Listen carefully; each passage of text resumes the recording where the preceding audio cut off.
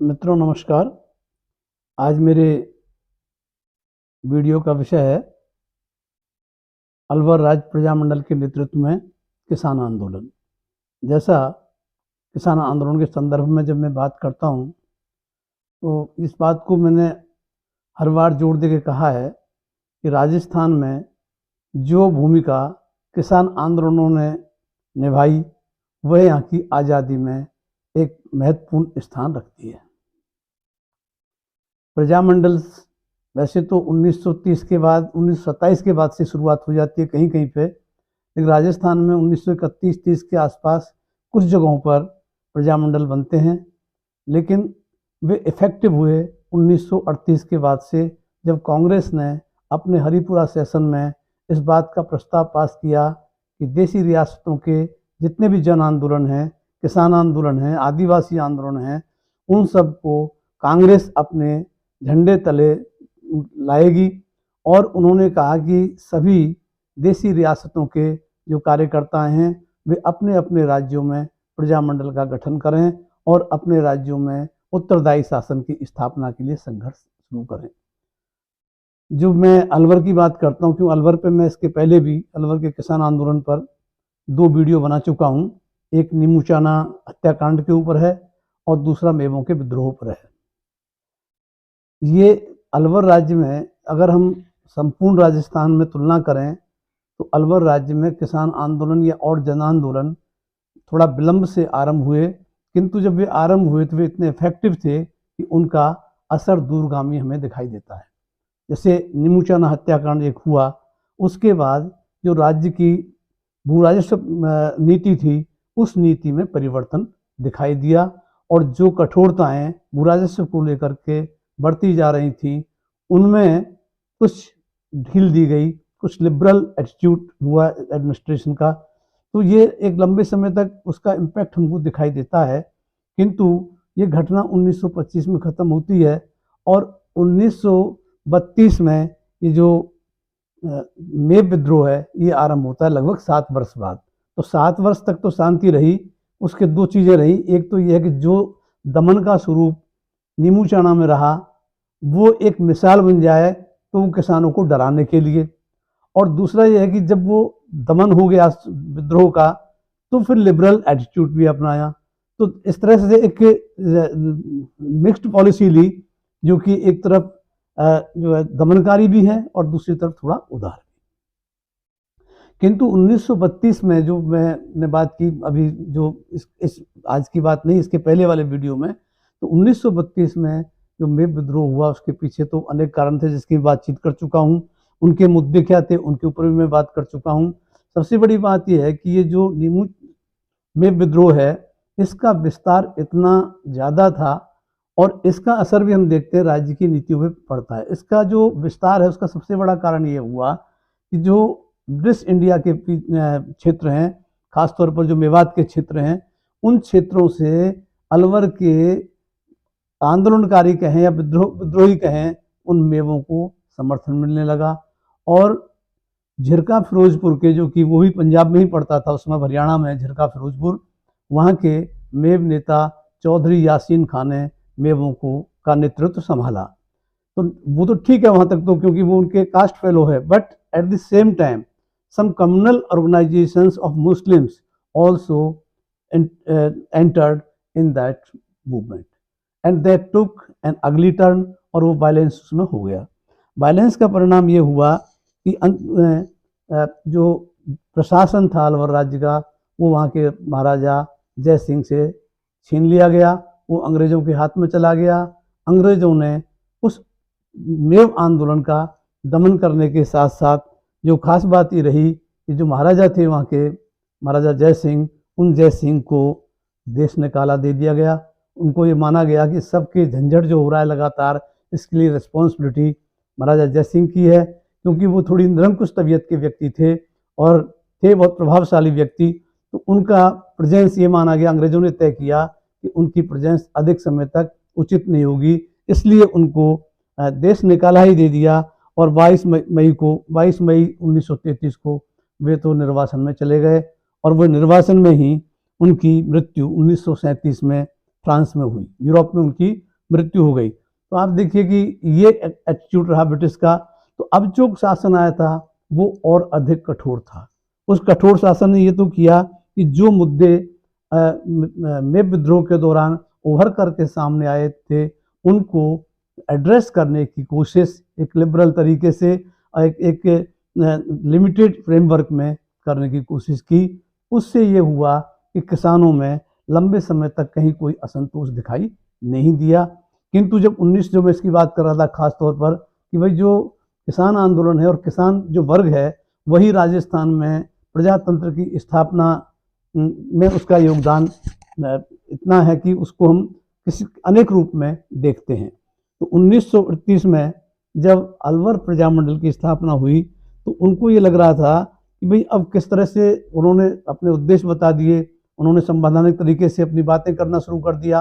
किंतु उसमें सबसे बड़ी बात ये रही कि जब तक जन समर्थन ना हो तब तक किस तरह से प्रजामंडल एक इफेक्टिव इंस्टीट्यूशन के रूप में काम करे। और जन समर्थन कहाँ से मिलेगा, क्योंकि मेजॉरिटी तो उस राज्य में किसानों की है। तो उन्होंने ऐसे मुद्दे ढूंढना शुरू किया ताकि उनको एक सोशल बेस, प्रजामंडल को एक सामाजिक आधार मिलने लगे। तो इस उद्देश्य से उन्होंने प्रजामंडल की गतिविधियों को शहर और कस्बों से बाहर निकालकर गांवों की ओर ले जाने का प्रयास किया।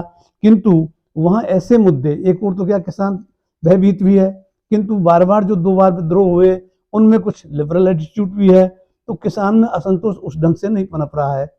तो अब यहाँ पे जो देख रहे हैं कि भाई ऐसे कौन से मुद्दे हो सकते हैं किसानों के बीच में जिन्हें लेकर के आगे जन आंदोलन खड़े किए जा सकें, और उन जन आंदोलनों को किसान की सुविधा की बात, उसकी मांगों की बात तो अलग है, उनकी समस्याओं की बात अलग है, किंतु उसे एक पॉलिटिकली किस तरह से अवेयर करके और जो उनका अपना गोल है पॉलिटिकल अचीवमेंट, भाई हमें रिस्पॉन्सिबल गवर्नमेंट कायम करनी है, ये कैसे हो। फिर अंग्रेजों का सीधा राज कायम हो जाने से, क्योंकि अंग्रेजों का सीधा राज तो 1933 में ही हो गया, तो ये जो डायरेक्ट रूल जो हुआ उसका भी जो है कठोरता है उसमें प्रशासन में ज़्यादा रही। तो ऐसी स्थिति में उनके हाथ एक मुद्दा आया 1941 में, 1941 में जाकर के, जिसमें जागीरों का एक मसला था। वैसे जैसा मैं आपको पहले कई वीडियो में बता चुका हूँ कि अलवर और भरतपुर ऐसे स्टेट थे जहाँ जागीर प्रथा उस रूप में नहीं थी जो मारवाड़, मेवाड़ और जयपुर स्टेट में थी। यहाँ मात्र अलवर राज्य में तो 20% भूमि ही जागीरदारों के पास थी। वो छोटे जागीरदार थे जिनमें अधिसंख्य माफीदार थे। उनको विभिन्न सर्विसेज के बदले माफियाँ मिली हुई थी, जिसके बदले वो कोई राजस्व राज्य को अदा नहीं करते थे और उनको वो पुश्तैनी रूप में ट्रांसफर हो जाती थी, whether they were serving the cause of state और नॉट। ये रह नहीं गया था, बल्कि उनको ये मिलता जा रहा था, क्योंकि सर्विस तो वो क्या देते, सर्विस ट्रेडिशनली अंग्रेजों के पहले वो दिया ही करते थे। उसके बाद ये जो जागीरें थी, इन जागीरों के लिए का एक मुद्दा उठाया और 1 जून और 2 जून 1941 को राजगढ़ एक कस्बा है अलवर के पास में, वहाँ पर एक जागीर माफ़ी किसान कॉन्फ्रेंस का आयोजन किया, जहाँ ये उठाया गया कि जो किसान जोता है उसको ज़मीन मिले। कारण क्या था कि जो माफ़ीदार थे, अधिकांश माफ़ीदार ऐसे थे जो स्वयं खेती ना करके वो किसानों को भेज पर या जिसको या बटाई पर वो देते थे। तो यहाँ ये उन्होंने मामला निकाला कि यहाँ के किसानों को भी उस तरह से ही अधिकार दें जैसे जागीर क्षेत्रों के अन्य राज्यों में दिए जा रहे हैं। तो इसको लेकर के उन्होंने जो राजगढ़ में आयोजन किया 1941 जून 1-2 जून 1941 को, उसमें उन्होंने 3-4 मुद्दे खास तौर पर रखे लोगों के सामने।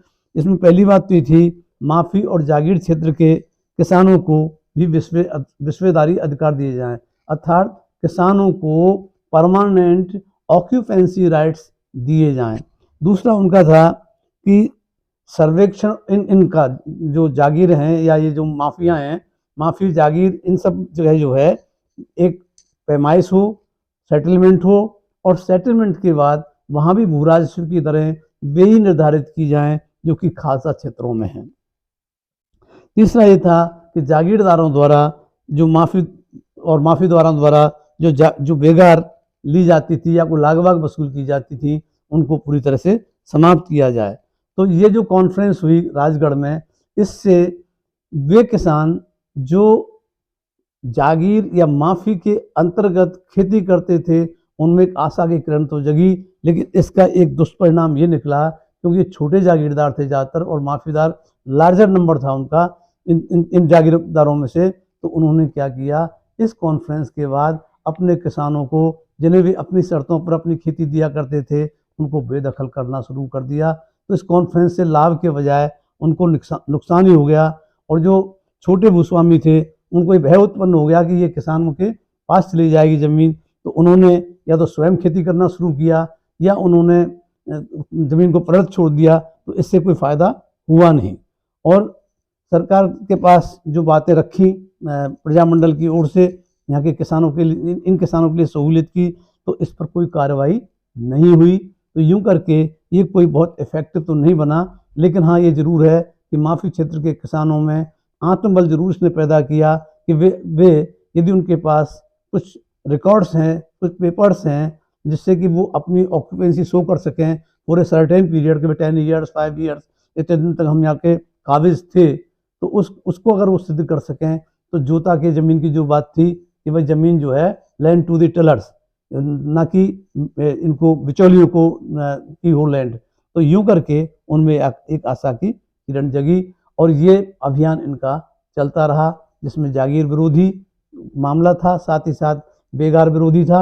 हाँ, बेगार विरोधी आंदोलन जो मुद्दा था, ये अन्य किसानों में भी लोकप्रिय हुआ, क्योंकि राज्य की ओर से कभी चाहे कहीं सफाई हो रही हो, गढ़ की सफाई हो रही हो, किलों की मरम्मत हो रही हो, अथवा जंगल में जो रूद जो होती थी, फॉरेस्ट जो हैं उनमें सफाई हो रही हो, घास काटने का काम हो, अनेक तरह के से राज्य के काम थे जिसमें किसानों को बेगार के लिए पकड़ लिया जाता था। तो ये मुद्दे जो हैं ये इस 1946 में जो 1941 में जो हुआ है राजगढ़ में, वहाँ हुए।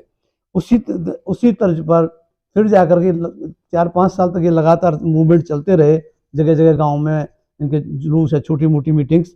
2 फरवरी 1946 को राजगढ़ तहसील का एक गांव है कोई खेड़ा मंगल सिंह, उस खेड़ा मंगल सिंह नामक गांव में प्रजामंडल ने पुनः जागीर माफी प्रजा कॉन्फ्रेंस की सभा आयोजित की, और इस सभा का परिणाम ये हुआ कि 2 फरवरी 46 को ये सभा होनी थी खेड़ा मंगल सिंह में, और 1 फरवरी को की रात को जितने भी नेता थे प्रजामंडल के, उन सबको बंदी बना लिया गया।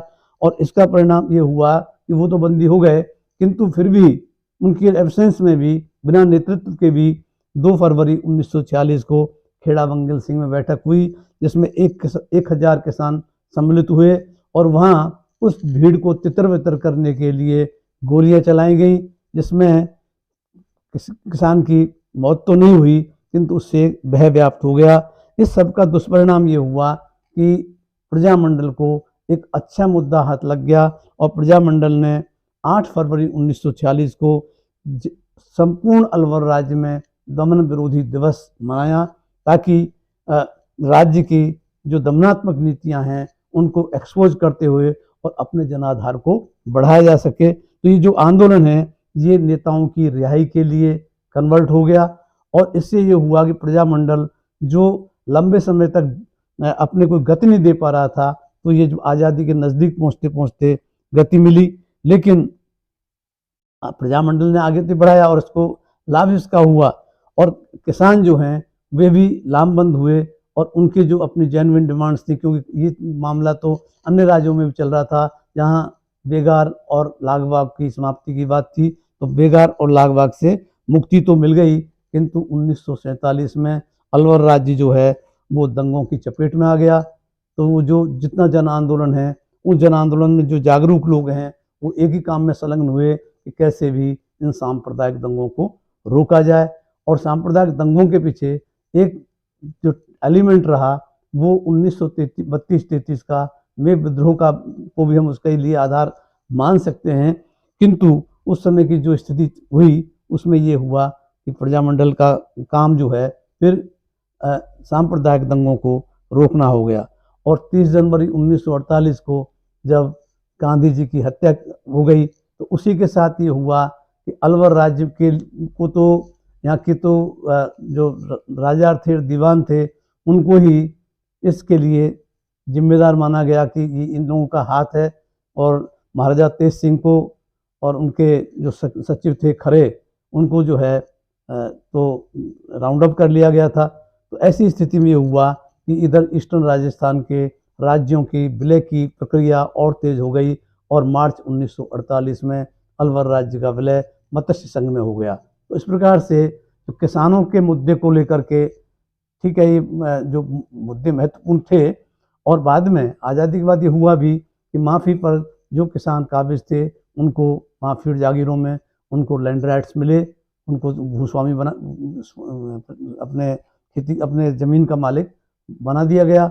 और सबसे बड़ी बात ये रही कि ये किसान, जिनको मैं एक तरह से प्रजातंत्र का वाहक हम लोग मानते हैं, प्रजातंत्र के वाहक इन किसानों ने अपनी ऐतिहासिक भूमिका अदा की। इस तरह से जो किसान आंदोलन का तीसरा भाग है अलवर राज्य का, वो संपन्न हुआ। नमस्कार।